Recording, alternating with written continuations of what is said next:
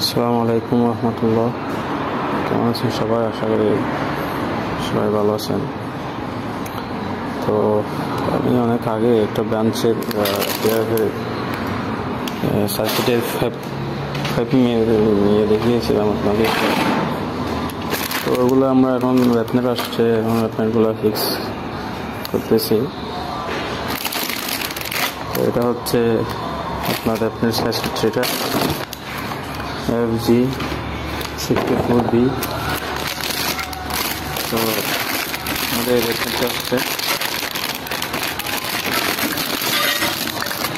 তো এটার পিছনে আসবে আপনার 218, পিছনে আসবে 218, এখান দিয়ে 218 এবং 158, 138, 118 সাইজ দেওয়া আছে।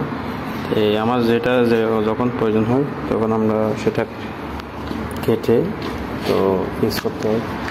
এখানে আমার এখানে একটা আসবে, এখানে একটা আসবে, এর সামনে গিয়ে একটা আসবে, এখানে একটা ফাইবের টুকরা আমি দিব।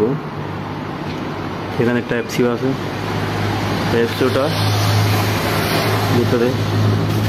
এখানে টোটাল ইউনিট আছে 34টা মিলে একটাই সার্কিট।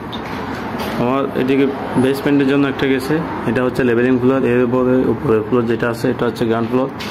3টা ফ্লোর মিলে আমার একটা সার্কিট।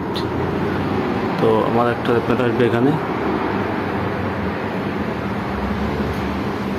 এখান থেকে হয়ে এখানে 7-8 এর মাধ্যমে একটা র্যাপনেট হয়ে এখানে 2টা সার্কিটে যাবে।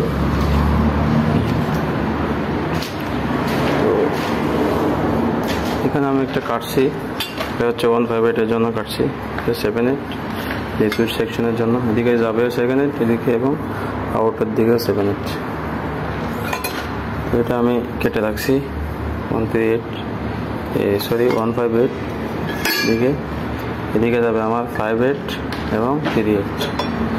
তো এই হিসাবে আমার যখন আরও ছোটো সাইজের 5 যাবে তখন আমরা ছোটো 5 দিয়ে, এখানে এই কোম্পানিতে আমাদের সকেট দেয় নাই, 5 দিয়ে আমরা অ্যাড করে এরপরে ছোটো সাইজ অ্যাড করতে হয়।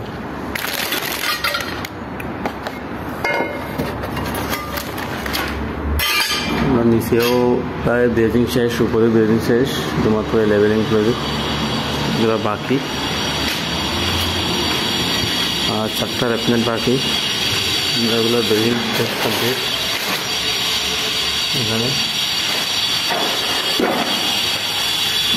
এখানে প্রায় দিকে